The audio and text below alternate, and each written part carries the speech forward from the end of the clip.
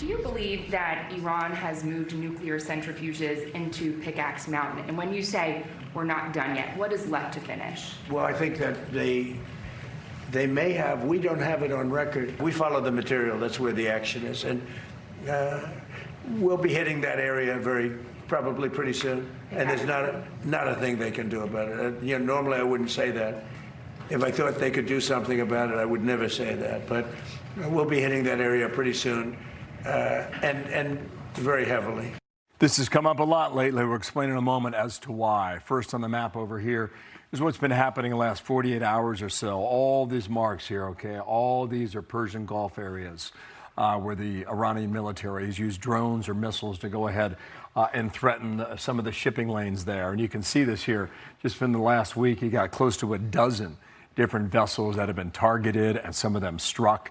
In some cases, they had to be abandoned. Now, this is a chokehold in the Strait of Hormuz. Come back to the big map over here and move from here to over to the Red Sea. It's another choke point now that the Houthi rebels are now threatening. The Houthis control this part of the Red Sea that overlooks that waterway. They're threatening vessels as well. The Iranians give the Houthis support. In the last 2 days, we think at least 6 of these ocean vessels here in the Red Sea have turned around about face and gone up to the Suez Canal. So is this a growing issue? It could be. It's something we're watching. Let's swing on over here. Show you a little bit about Pickaxe Mountain and the reason why it's so significant. It's due south of Iran, okay? And it's an area of the country that really has not been hit that much during the current campaign. So what's in Pickaxe Mountain? It's a nuclear facility about a mile away from Natanz. Natanz was hit in Midnight Hammer June a year ago, hit heavily. Now, this is what we believe what's happening here in Pickaxe, underground nuclear tunnel complex near the Natanz site, as I just mentioned. And why would you be concerned about this? Well, the Israelis just this week said this might be the area where the Iranians are storing or have moved their centrifuges. And what could you do with that? You could use those centrifuges to rebuild your nuclear program, and that is the worry. Why it's difficult to hit? That's a mountain. It's about 5,000 feet high and about 300 to 450 feet underground is where the centrifuges may be located. So what do? Do you hit it? And if so, can you be successful? This is tough mountain built of granite. Brian Hook's a former special rep for Iran, and he was a senior policy advisor to the former Secretary of State Mike Pompeo. Terrific to have you back, and thank you for being here today. Do you hit it? And if so, how do you know if that hit is successful, Brian? Yeah, I think the president does have to hit Pickaxe Mountain because Iran has learned over the earlier strikes on the nuclear facilities that anything above ground is at risk of being destroyed. And so Iran has always been thinking many steps ahead about putting a nuclear facility so deep that that no bombs could penetrate it. But that doesn't mean that you have to get to the very bottom to neuter this facility. There's a lot of stuff above ground that you can hit and still accomplish your objective of denying Iran the ability to put its nuclear facility underground. I'm going to play something from Senator Jack Reed, a veteran himself, a big voice in this ongoing operation from the other side of the aisle, Democrats. Here's what he had to say about Pickaxe. I think academically, as you look across the totality of history, air power's got limits, and we always have to be mindful of those. I think where America's area of exclusivity is when we bring the totality of the diplomatic, informational, economic, and pair that with the military, and there's a lot of that work going on. Was actually the Joint Chiefs Kane's answer to Senator Jack Reed, but it begs this question about what we can do above ground. Would it require troops on the ground in order to make sure this deal was done? I think Pickaxe can be done in terms of rendering it inoperable. Does that mean forever? Probably not. But there's a lot that you can do to set back the program. And President Trump has set back Iran's nuclear program enormously. And our military has achieved enormous gains against Iran's nuclear program.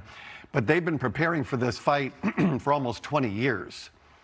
And they have a perfect history of hiding their nuclear program. And Pickaxe is central to their strategy. And so it's not something that the president can ignore.